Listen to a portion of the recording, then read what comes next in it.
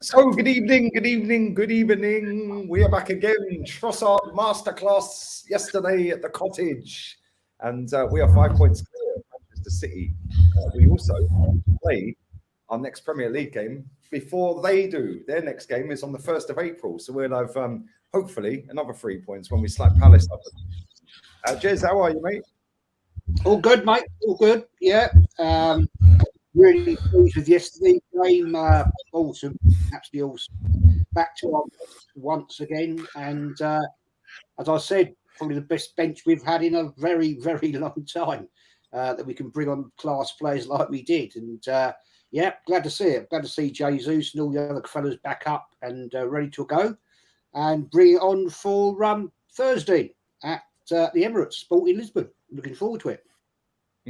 Yeah. How are you, Kenny? How was your birthday? I take it Arsenal getting 3 points made it a happier one.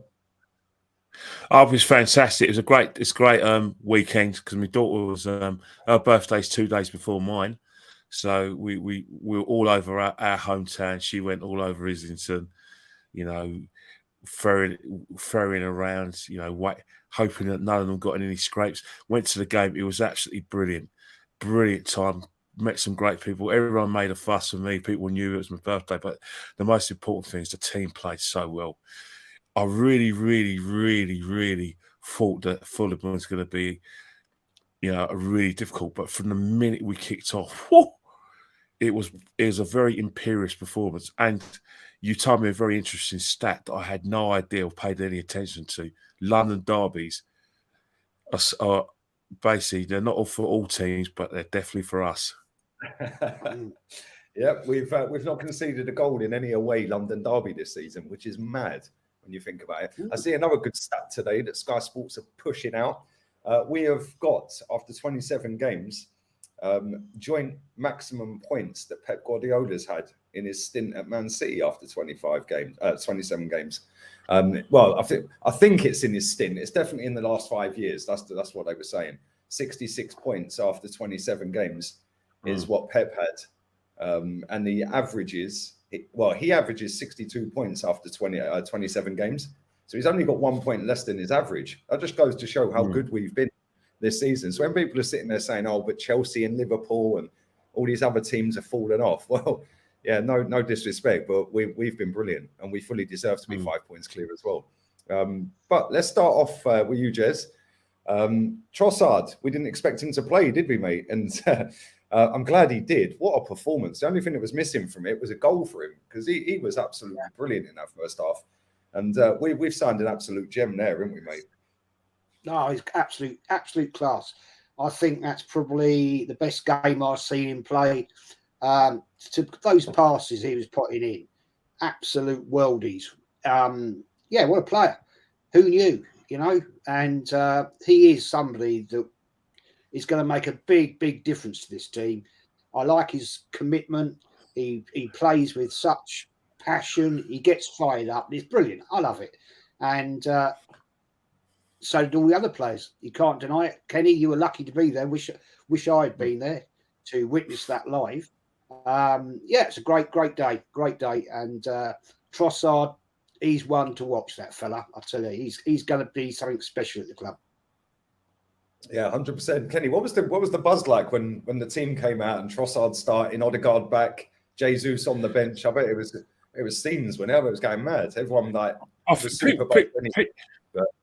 it was like, confidence just went up because obviously people were talking about the Lisbon game where we conceded a lot of possession and conceded some very good couple of silly goals. But as soon as we knew Trossard was starting and we had JEZ'S on the bench, the level of confidence went up. But you know what it was? It's from when we, when the teams were coming out, it was like, everyone was just really buzzing. Everyone was like, we felt a victory was incoming. We really felt we were going to win. When we came, we actually thought we would concede. We didn't realise how well the team was going to play, but. Pubs were packed. One pub was so packed, the 8 bells, that we had to leave the 8 bells because it was claustrophobic. Because, of course, I always miscalculate when it comes to British weather. whenever you think it's going to be ice cold conditions and Arctic conditions, remember -4. Guess what happens? It stops being -4. It stops being -4, and then when you get to the Saturday, it's like spring, and that's how it's spring. I had a big jacket on. I was boiling, absolutely boiling. Hang on, let's sort this out. Oh, it's gone. I was. Oh, sorry. How dare I was they do when the podcast is on? Who I know. do they think they are, Timmy? I know.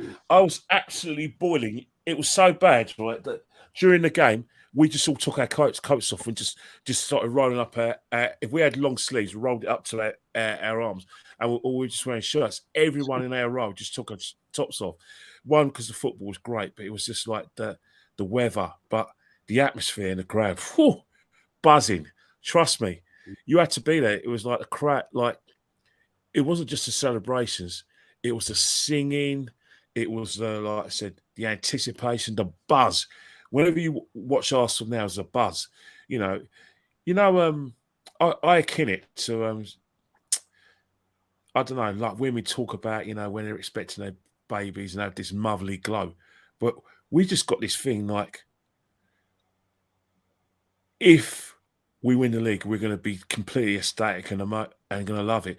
But if we play like this, and we don't win the league and we miss out narrowly, I think we'll be happy, because that's the buzz I'm getting from people in the stadiums, because we're challenging, we're playing good football, we've got top class players in the team, and because we've got all those kind of positives, we think, right, we know what we've got to do to win the league. Next season we're going to win it, but if we win the league, we're going to challenge for it again, and that's how we feel.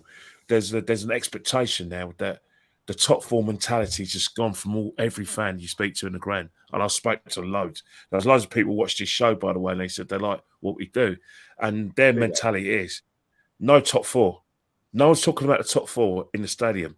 I repeat, no one is talking about the top four. All they're talking about is about us winning the league and have the possibility of winning the league. They want it that badly. Some fans are desperate to break this luck, but if it doesn't happen, they consider that they're more than happy for us being in a title race. Those top 4 days are gone. That's the buzz I got yesterday, and that's how we're going to do. They're actually talking about players we should be signing next season and make us challenge. That's the mentality, and these are people. Some of these guys, they're not big YouTube people. They're fans who are there on the tubes, in the grounds, and in the pubs. That's their mentality. And that's what they want. Yeah, mate. Listen, it's about time this. Excuse me. It's about time this top four was put in the bin. It's been boring, if we're being honest. Oh, let's just get back in the top four. Get back in the top four. Look how happy everyone is this season that we're actually challenging. Yeah, it's a totally different buzz. And you can't get that buzz off a top four. Let's be real. And then you're going to go into a competition underprepared, under-equipped, because you scraped in by being the 4th best team in the league. At least if you're going into the Champions League by being the best team in the league, you've got half a chance, isn't you? Do you know what I mean? If you're scraping in on the last day or 2 games from the end to top 4, you're only ever going to do the bare minimum. And I'm so glad that this season's happened, because number one, it puts the myth to bed that we can't challenge, because we definitely are, and we're setting the pace. Yeah. Number 2, this whole top 4 is a trophy nonsense can finally be put to bed, because this is the standard, and this is why we smashed the stadium down. So I'm super happy, man. Super happy. The way we played yesterday was just insane. That first half was the best first half of the season for me. I know, excuse me. I know we've had a lot of good games this season, but that was a tricky away game. Like, you look at that, you think, a little bit windy, a bit cold. Like mid-March, away at Fulham, they're flying high, 7th in the league. We just went there and battered them. They didn't have a clue. They couldn't get near us, man. With the movement, with the quick passing. Like, Thomas Partey was on the right wing, he was on the left wing, he was up front, he was like in midfield. Yeah, same with Odegaard. Odegaard was sliding back, getting stuck in. Like, something we don't always say that he's got in away games, but he definitely did yesterday. Yeah, and he scored a cracking goal. That goal was sick. That was the best goal for me. Yeah. But There was a good defensive display from Saliba and Gabriel as well. Obviously, Gabriel scored, but it was just nice to see every single player have a top game yesterday, because after we've had that little blip, we've come back with 5 straight wins, and some of them wins have been a little bit last minute.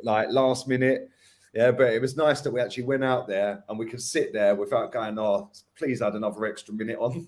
Please add another 5 minutes for us to nick a win. But yeah, it was good. But Jez, what did you make of the performance overall? Who were the standouts? I know everyone pretty much stood out, but where are you looking at for standouts? Obviously, Trossard's going to be the main one, but who else impressed you yesterday?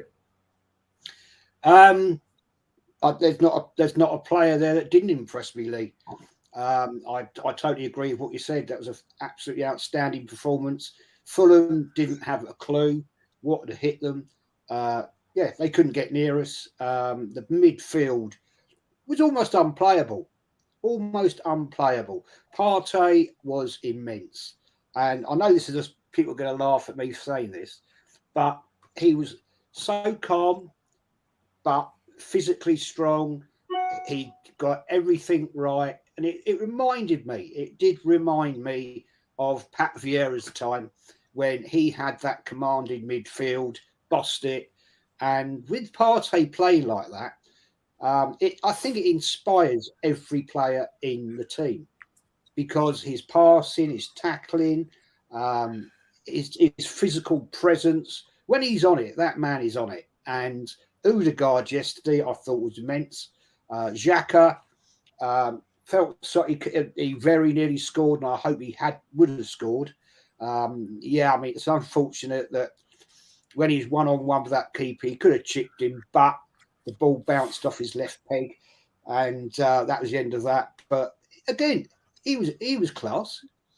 You know, when he in the first half, when he was on goal and he went down and he managed to hook the ball to the near post. I mean, that could have caught a lot of keepers out and snuck in. Unfortunately, it didn't. It wasn't his day. But I can't fault anybody. Ben White was immense.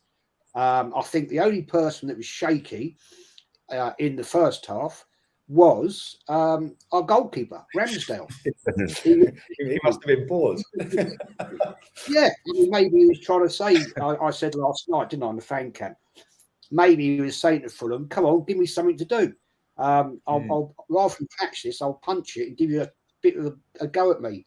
But being serious, kick it straight to you on the penalty spot, see if you can score. And he did do that. And I thought, oh no, but no, it's great. It was actually, I mean, I think it reflected in my player ratings. I think the only player I think I gave one player maybe. No, I didn't. No. Oh no, substitute. I gave a couple of subs a 6 because they came on, they did their jobs, didn't do anything wrong. And I just love seeing that sort of football, and I love the passion from Arsenal currently, and bring it on. You know, we're in a title race, as Kenny said, and Arteta, mate, I have to say, he did a job. And I rated him a 9 yesterday, and fair play to him. Who, Arteta? Yeah. We gave him a 10. Did I? I did. Yeah, yes, sorry. We both gave him a 10. Yes, sorry. I haven't got the glasses on, so I can't see my scores. Yeah, but I can't imagine anyone's clipped that and put that out saying, look how positive these two are. It's only when we're negative we get clipped up, mate. So yeah, I'm not surprised you've forgotten. Kenny, you was obviously at the game, mate. Obviously, it is different watching it live. You get to see more of the pitch, more off the ball stuff. But Ben White's been brilliant this season at right back, man. I said this in player ratings on my fan cam. I think he's been the best right back in the league this season.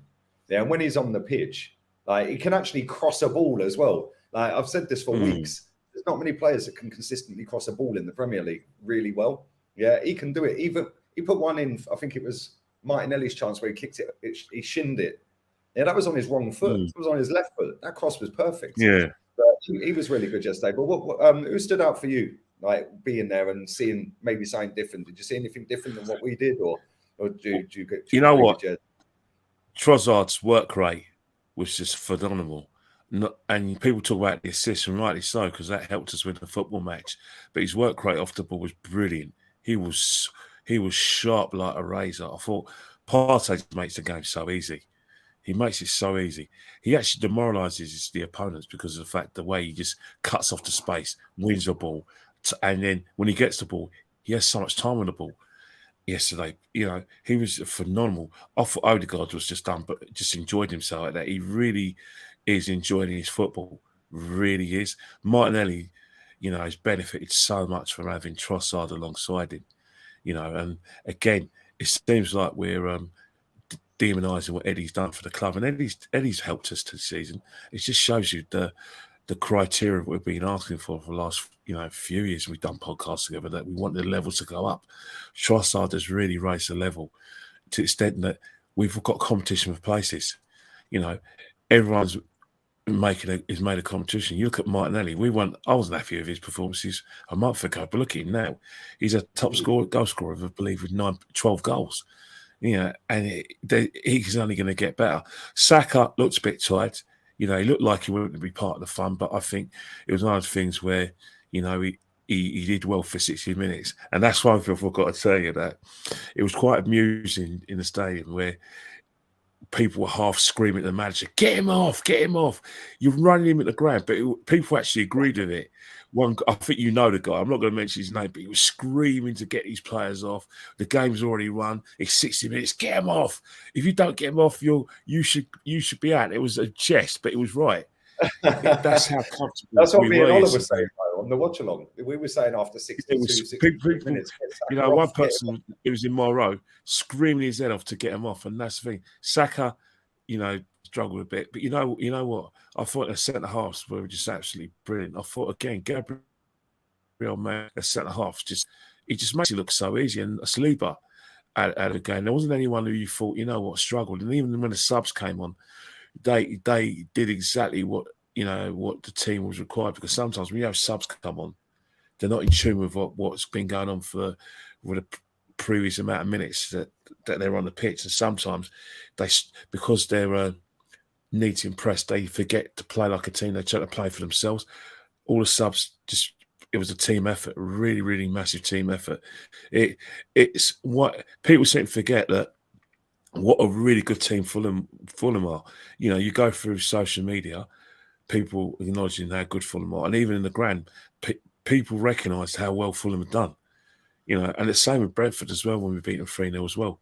We beat two very, very, very good teams, who have had good seasons, very good seasons. Yet we made it like a practice match, and that's how you got to do it. We play like a top team.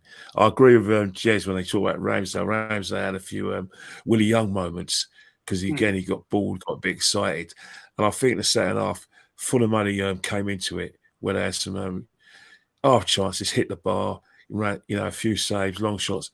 Game was lost by then. They had no choice but to up their levels. Their manager, like I said, Silva, and the assistant coach Mate would have said, "Hang on here. This is Arsenal, man. You've got to give more than that." But that's what I like about it. When you demoralise the opposition to the extent that it wasn't our passing that scared Fulham. It was our intensity and our purpose and our defensive shape as well in the first half. To the extent that when we did have the ball, everyone was in two banks of fours, knowing full well if you put the cross in, we're going to stop the cross coming in. And if you get lucky and put the cross in, we're going to head it away. And then when it comes to the second ball, we're going to win it. We're going to make sure we got the right distances to win that ball back, and then we're going to go and hurt you and play the ball forward. No passing around to try and waste time. It's get the ball quickly to either Saka or Martinelli and get you guys on the turn and ruin you. Poor old Robinson. He didn't know what hit him, Anthony Robinson. Poor man. And then Kenny Tete, he was struggling as well. Mitrovic was thinking, thought he was going to have a bit of turn. Our defenders actually made Mitrovic look like how do I say it? Striker. That's what we made it look like. That's how bad it was. He looked cumbersome. He looked slow, and we know he's neither. But the way we go hurting for space, we even won headers against him. We even won duels against him. We thought, hang on here, mate. You had fun at the Emirates. Now we're going to show you what we're really made about. We completely demoralised Fulham to the extent that, it took them by surprise because they would have felt a lot of confidence, even though they didn't have Polina, if they watched their last 2 games, Bournemouth and Lisbon, where, let's face it, conceded 4 goals in 3 days. One like that yesterday. On it, and gave Man City a spanking mentally. Yeah, 100%. And Pep sitting in his press conference after the game they had against Palace, saying, "Oh, Arsenal are favourites. Arsenal are this. Just because we've been the distance 5 times or 4 times in the last 5 doesn't mean that we're going to win it every year."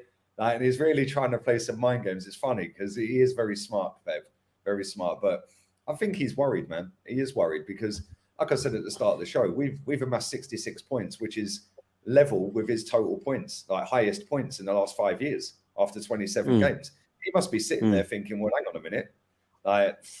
They're not in the FA Cup this weekend. Yeah, they could go 8 points clear now. Yeah, and then it's international break, and then we come back and we've got Leeds at home. No disrespect to Palace or Leeds, but we should be beating both. And I think we will beat both. I think that's the thing about Dave. Whatever happens in football, man, the game's simple, mate.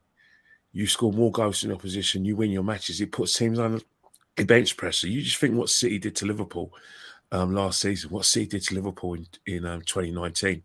Liverpool played phenomenal stuff. They had some great wins home and away, but City kept winning. Puts a downer. I mean, Joe Cole talking about mentioning it in 2004, when we won the title unbeaten, or you call the Invincibles. Chelsea had a good season that season, with Abramovich's money, and he used to always say they'll get in the dressing room after a win and they feel really happy, and then they get the Arsenal result and the whole thing goes. That's what we're doing at City at the moment. It's like euphoria. Haaland scores again. Oh, Arsenal won. That's how I like it. Yeah, no, it's good, and it's good that we're not the chasers. We're the ones setting the pace. It's good that they're chasing us. Yeah, the thing is as well, they'll be playing most of their games before us now. Like if we stay in Europe, then and then they stay in the Champions League. the next couple of months, we'll be playing on a Thursday, Sunday. They'll be playing. Doesn't that sound great? It's going to be interesting because a lot of people are expecting in April that we're going to lose at Anfield, we're going to lose at the Etihad. Listen, they are tough games, and we ain't won at either of them for too long, way too long.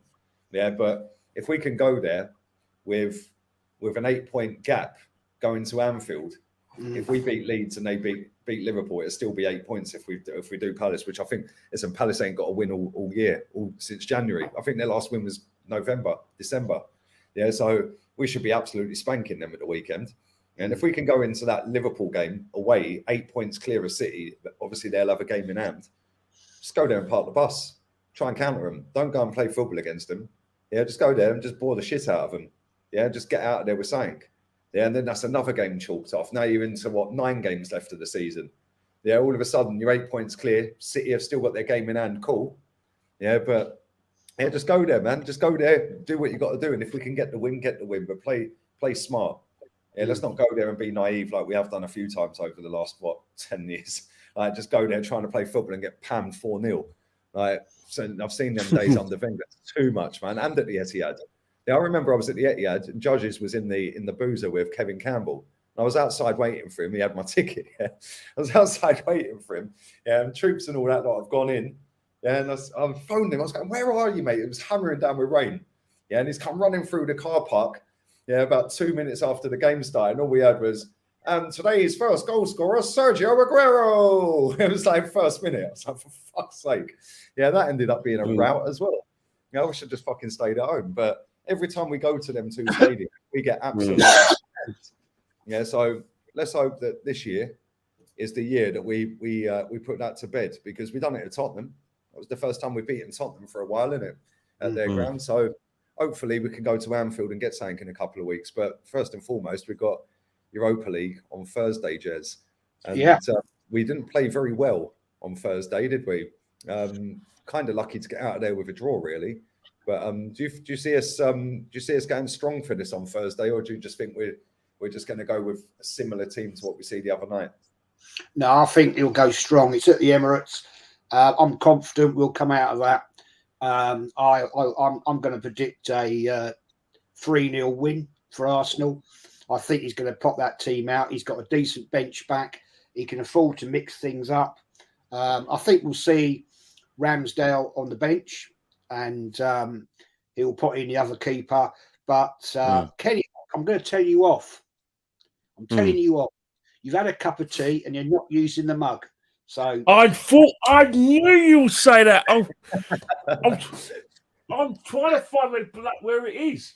I'm so sorry because I found where the mug is. Because I don't know where my wife's washed it because I can't find it anywhere. Because I wanted to use the mug and then I can't find it because it's in. I mean, I wanted to clean it, but at least tell me where it is.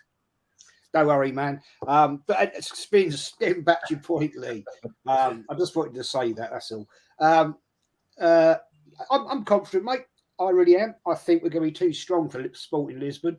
And I noticed in the chat somebody was saying we haven't beaten Palace at home for quite some time. I think this is a different team.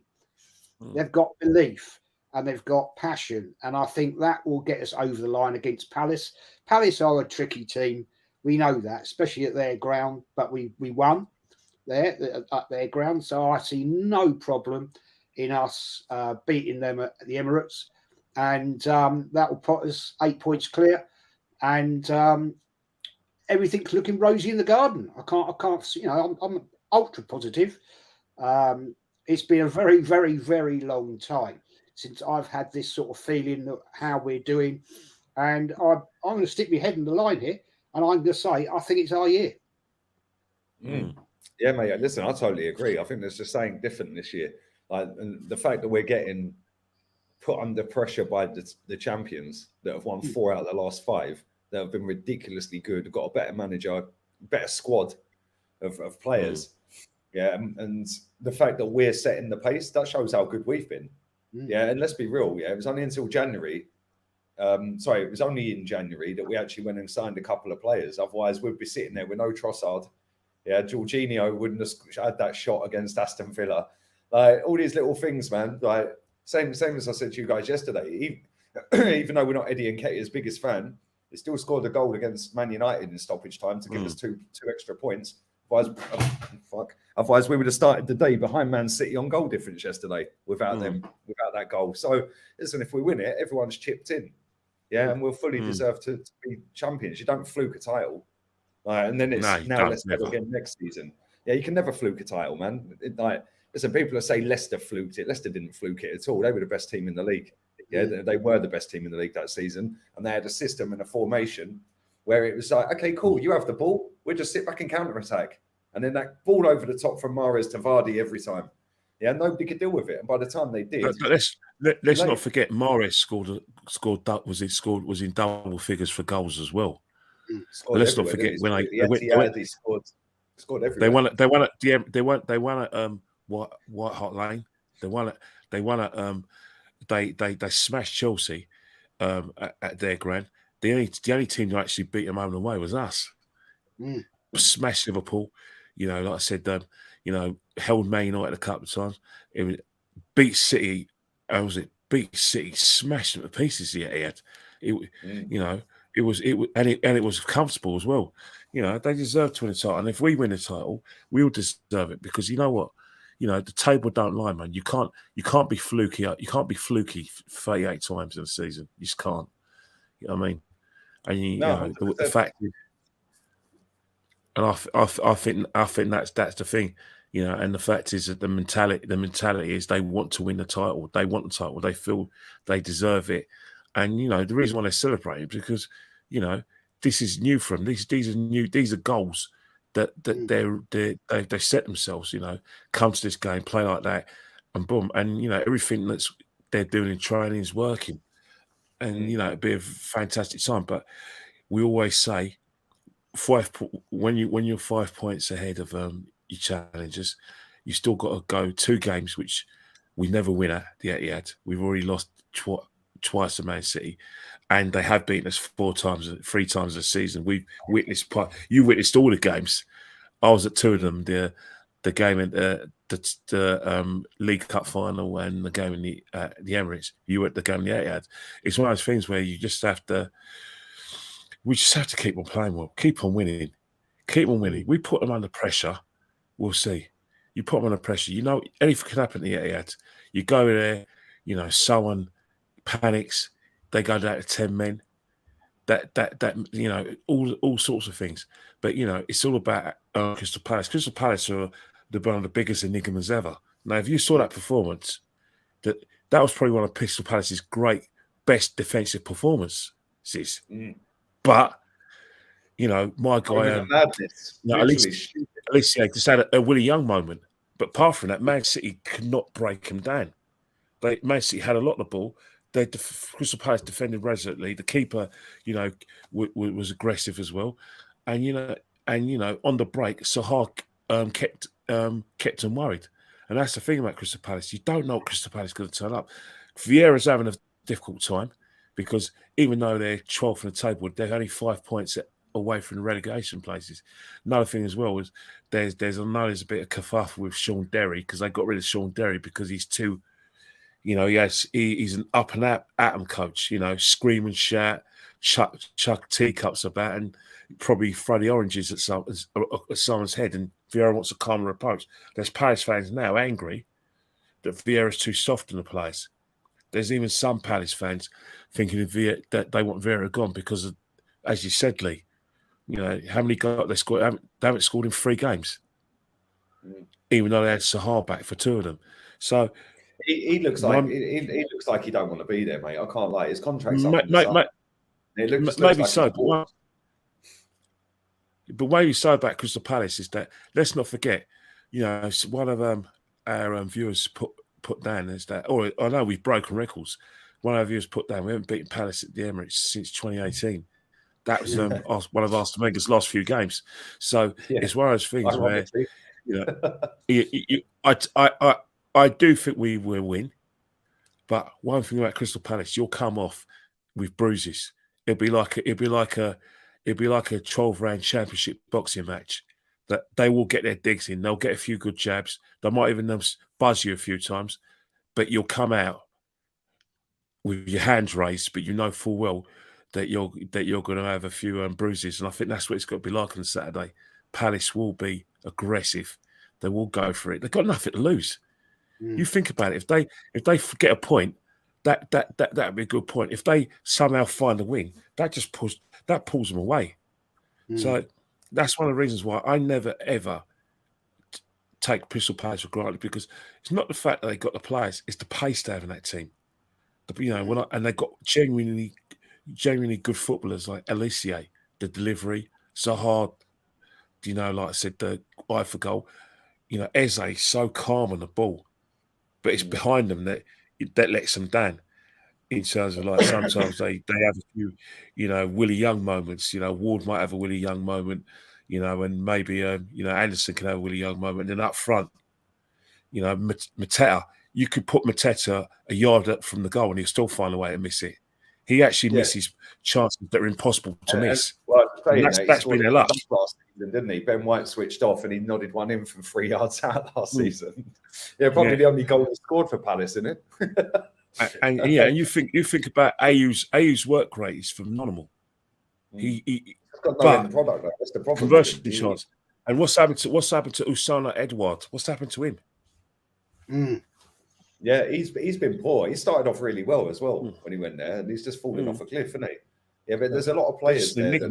They're enigma. They look like they've given up, a lot of them players. I watched that. I know they were fighting defensively against City. Yeah, but there's a lot of their more attacking. I mean, Zaha was just throwing his arms around and moaning all game, and not tracking, chasing the keeper, not tracking down the defenders. He just looks like he's given up completely. And then Sambi Lokonga tried his arse off, but that's another point. He ain't going to be able to play against us, is he? Because he's on loan. So that's a shame. Yeah. Well, we could actually have done with him playing, mate, to be fair, because he ain't all that, is he? Yeah, but I don't know who they'd bring in, but yeah, they've not been very good, and they're in big danger. Because they bring in a captain, they bring the club captain back to play. You know, Mihailovic, he'll play. That's true. I'm surprised they've not sacked Vieira, though. I can't lie. Like they're so close to that drop. That league at the bottom of it is crazy. Like from bottom of the table, Southampton, who have got they've only lost 2 of their last 5. Southampton, that's mad. Yeah, they've won 2 and drawn 1 in their last 5. That's pretty insane. Depends on the crowd. If the crowd stay with Vieira, the crowd stay with Patrick, then he's all right. But I think what's saving Vieira at the moment is probably is going to be a situation where if they lose against us, they get dragged into it, and it's a situation where they're 2 points off the drop, then he's in a very precarious position because a manager with 10 games to go, you know, they may think, you know what, we need to get a bit of experience in to come and shore it up, and then give another manager 10 games. So, to be honest, Crystal Palace can do with avoiding defeat against us, you know, because they don't. Paddy's in a lot of trouble. From 12th to bottom is 5 points. That's mad. Yeah. From 12th place to bottom place. Yeah, and Unai Emery is 1 place above Palace, but he's 8 points ahead of them. Yeah. So they ain't getting any higher than 12th, are they? Let's be real. The 12th's the best they can do. Yeah, but like Leicester, I'm just looking at Leicester as well. Wow, how's he still got his job? They're literally level with Bournemouth, who are 18th. Well, if you pay a manager back, between 9 and 10 million, 5 and 10 million pound a year, of course you can't sack him. Yeah, but you wait for him to run out his contract and get rid of him. Yeah, but if you stay up, the money's ridiculous. I'm surprised he's not been potted, mate. Same with David Moyes. I think the only saving grace for Moyes is he's doing all right in the Conference League. Yeah, I think other than that, but who cares about the Conference League? Like, yeah, cool, it's a trophy, and I'm sure West Ham want to win it. I'd want to win it if we're in it. Yeah, but like at the same time, from them to be flying high last season to falling off and being joint 18th, they're above. Well, they've got a miles better goal difference. Yeah, but it's second. You've got to remember with a lot of teams, the thing with these teams like Crystal Palace and West Ham, we've done well over the years. If they don't involve that team and they get freshen it up, good teams are good teams for one reason. One, they're good at attacking wise, defensively, and midfield. And the reason why they're able to win matches because they work out the opposition's strengths and weaknesses. Teams now know about Vieira's Palace. Teams now know about Moyes' West Ham. You look at Klopp now. You don't evolve and change your team, and then what happens is that it gets old together. It gets stale together, and that's what we want to evolve at Arsenal. We want a situation where if Arteta says he wants 4 or 5 players, that's good.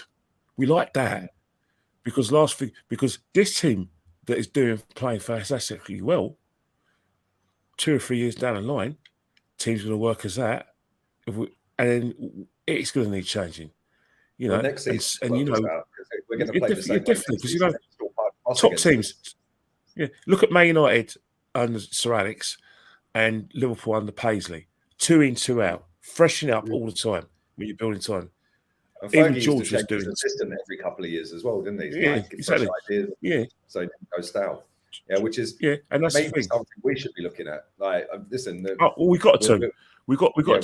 Arteta, that's a challenge for Arteta. Even City, he's got a way of murdering this guy, Guardiola, in terms of what he's trying to do.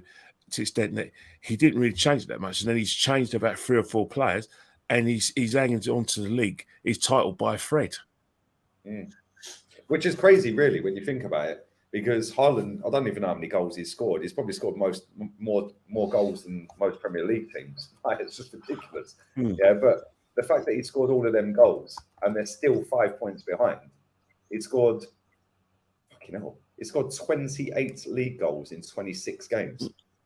That's more than that's just ridiculous. Like, that is actually ridiculous. What's the Premier League record? I didn't even know it was that many. What's the record, Premier League record for a season? Because he can't like 34 maybe. 34. Is it Andy Cole? Andy Cole and Alan Shearer, 34. I think 34, yeah. 34, 36 maybe. Yeah. Andy Cole, no, Andy Cole got 34. Henry got 37. No, Andy Cole and Alan Shearer. Alan Shearer and Andy Cole. Andy Cole got 34 in 94. And I think Alan Shearer got 34 in 96. So yeah, it's 34 is the top league goals in the Premiership. Yeah, it is Andy Cole, 93, 94, 34. He's 6 away from Peter. But anyway, they're not Dixie Dean. Dixie Dean got 60 in the old third division. You're showing your age here, Kenny. I remember him play. Didn't he play for Everton as well? Yeah, Dixie Dean, yeah. Goals there as well, didn't he? Yeah. Crazy, isn't it? Mate, 28 league goals in 26 games, and they're still second.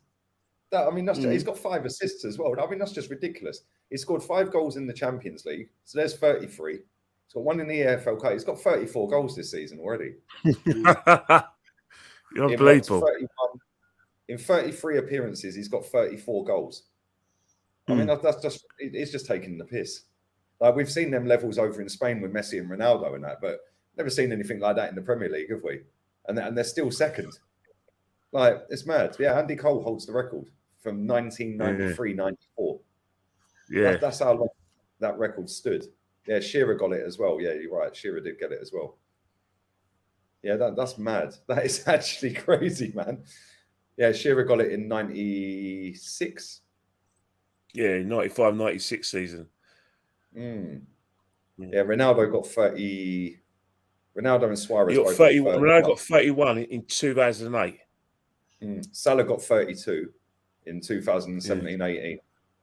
Van Persie and Thierry Henry both back 30. Kevin Phillips got 30. But I mean, these are going apart from Salah.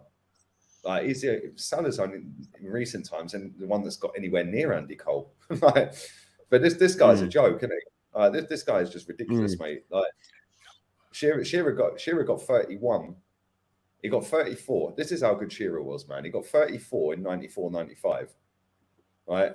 93-94, he got 31. And 95-96, he got 31. That's just ridiculous. And as good as Harry Kane's been over all these years, the most he's got is 30. And this guy's 2 behind. That's the thing. In the 90s, I'm more of the first division than you in terms of like, and you're more of the Premiership in terms of like how you matured as a football fan.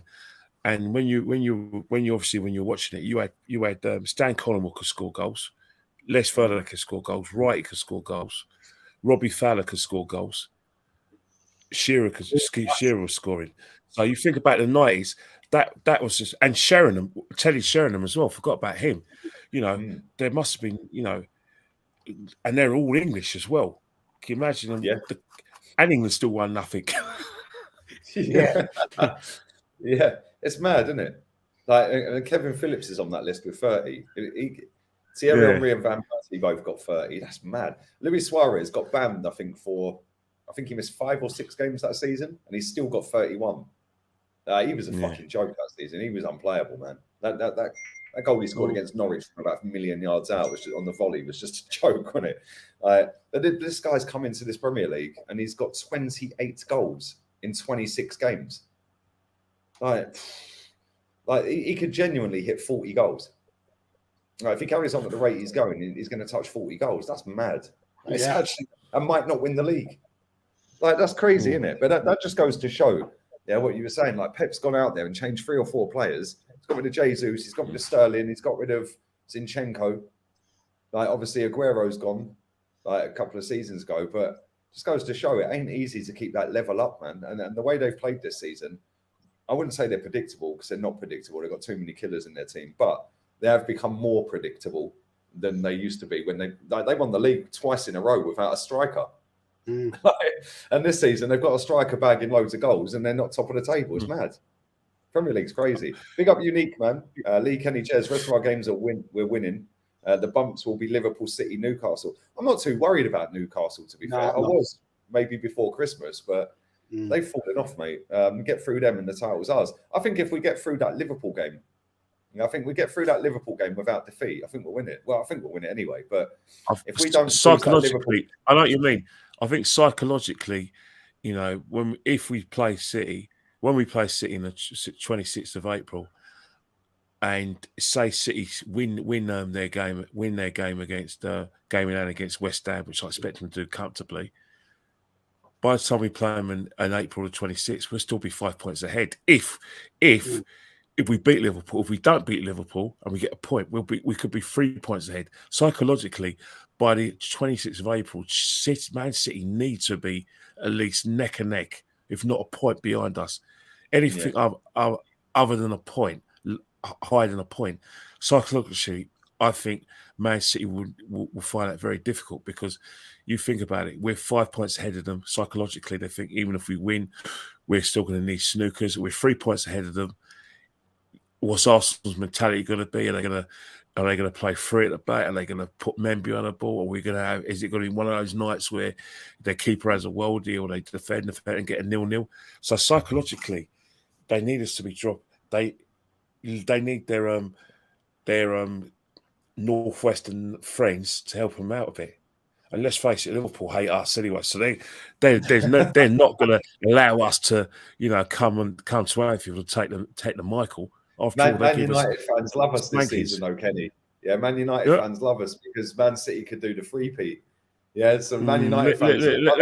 Let's try and park it. Let's try and park it, Lee. We've already established, all three of us, that, you know, Man United fans in Manchester may love us, but Man United fans cover the whole circumference of the UK, and even the London Macs are under the mistaken impression that Arsenal's their rivals, not Liverpool and Man City. So it varies. But we know one London Mac that loves us, don't we? Yeah, Mr. Flewers. He's scared of Arsenal. Do you know, I actually fancy Arsenal to sneak a win at Anfield. Yeah. I just think we're just that good at the moment that we could put that one to bed. I really do. I think we could sneak it. I think we could get a 1-0. As you say, Lee, let's go up there and park the bus, get him on the counter. And I think some of the players we've got, the pace of Martinelli, Trossard, JEZ'S playing, I think we'll sneak it. I really do. I'm positive about it. I'm glad you brought up JEZ'S, Jez, because obviously he is back. Before we wrap this up, make sure you smash the like button, people. Sub to JEZ'S channel and to Kenny's Insta, both in the description. My second channel is pinned in the comment. But yeah, before we wrap this up, he's coming back at the right time, isn't he, mate? And he came on yesterday. I know he should have scored, but obviously we didn't need that goal in the end. But he's going to be crucial for the running, mate. And I think that gives us a massive lift as well. And it makes us even better. Yeah, because he's a quality player, man. But hopefully we can keep him fit from now to the end of the season. He don't do any other knocks or injuries, Jez. Absolutely. I mean, when he came on yesterday, you could show straight away he was having a little bit of a what's the right word I'm looking for? He positivity. That's not the word I want, but that will do. And that's what we want. You can see he was so eager to get into that game and make an impact. That's the word I'm looking for, impact. And he did. You know, had a chance, didn't come off, but I'm not going to knock him for that. First game back for forever. And, who could deny that? And yes, you're quite right, Lee. If we can keep him fit, which hopefully we will. I mean, will he have to go on international duty? I suppose he will. No, I hope not. I hope not. So do I. I'd rather he didn't. But yeah, I think he's going to make a massive improvement. And as I said earlier, that's the best bench we've had in a bloody long time. And so we are now looking good, all positive. And I've got a buzz about this. I've got that feeling that we've had years and years ago, 19 years ago. And I think we're going to do it. Yeah. Well, what about you, Kenny? How big is he? How big is he for us, man? Because listen, we We've massive. missed him for 3.5 months. It's We've kept that actually 5 massive. point gap since he's been injured. We were 5 points when he got injured at the top, and we've done all of them games after the World Cup, and we're still 5 clear. So having him back, it's going to be huge, right? No, I think so. Well, the thing is, it's massive because simple reason is that we do have a few naysayers who say, "Oh, let's forsake the Europa League because of we don't want to have any more injuries and our squad's not thin." But as Jez says, with that bench and with the options that our manager has, there's no reason why the naysayers can justify their genuine worries, of course, that we should forsake the game in the Europa League. There is nothing to prevent Jesus from starting this game against Sporting. You know, I'm assuming that he's going to start Saka. You know, the squad is no longer thin there. Now that we've got Trossard and we've got Jorginho, you know, the fact we can go strong. Nelson as well. Let's look at Reece as well. Reece has made. Let's not forget his contribution. Remember, Reece has contributed as well. And remember, Reece has scored against Forest, didn't he, as well? Did he score a couple of goals against Forest? Yeah, so you think about it. An assist. 2 in that game, Bournemouth the other day and a goal in that as well. 3 goals in the assist this season.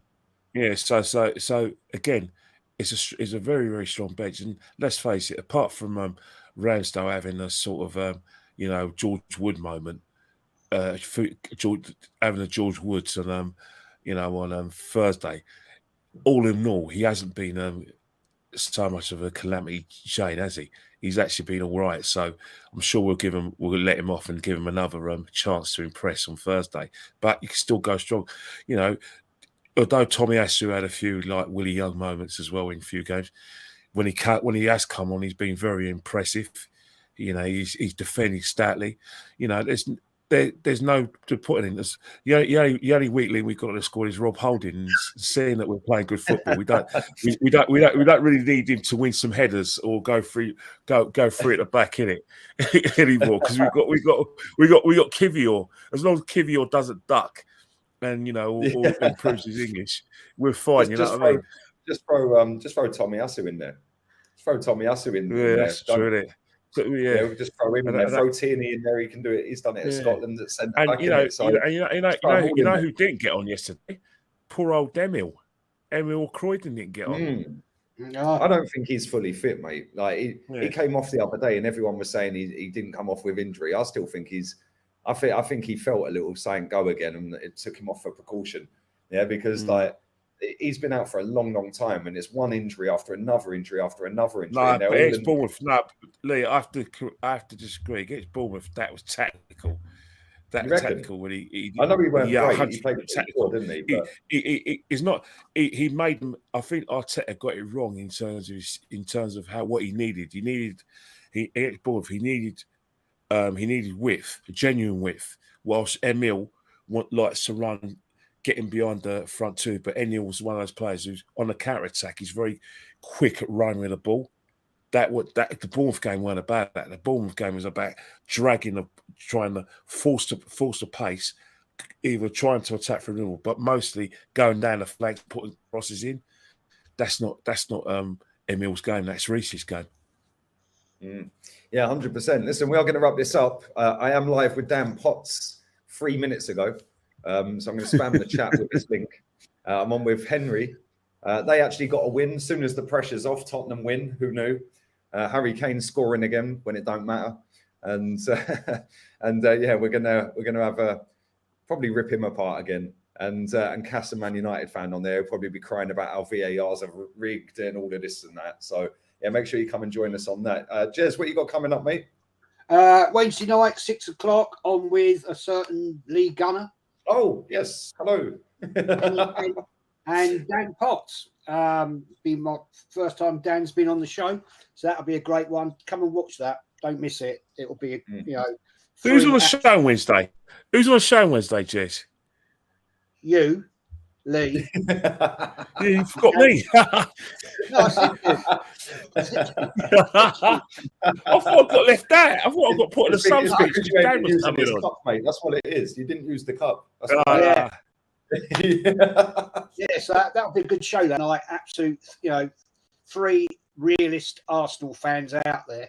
And I'm really looking forward to it, actually. Really looking forward to it. Should be good. Make sure you sub to JEZ'S channel. Link is in the description. Kenny, what you got coming up? Apart from obviously being on well, I'm not sure. I've got some bourbons and chocolate digestives. That might get attacked. I've got some chocolate digestives as well. Yeah, and also I also going to be with Goonie at 7:30. So watch out for Goonie as well. I don't. Yeah, Goonie's still in the Champions League. We're still in the Europa League. Goonie's I want to find out if Goonie's still Potter out. Make sure you go and check that out, then, people, in an hour and a half. And make sure you all go and spam Dan Potts' channel right now. And just put Formula One cars again. Just wind Henry up. Just go and put Formula One cars. Like, just spam the chat with Formula One emojis. And I'll be on there literally in 90 seconds. Big up to JEZ'S, big up to Kenny. Make sure you sub and follow. Links in the description. Second channel is pinned. And I'm out of here. I'll be back again with them, and then I'm straight after that. I'm on with Henry as well. So, and then Kenny's on with Goonie. So plenty more to come. Out of here, people. Up the Arsenal. Come on. Up the Arsenal.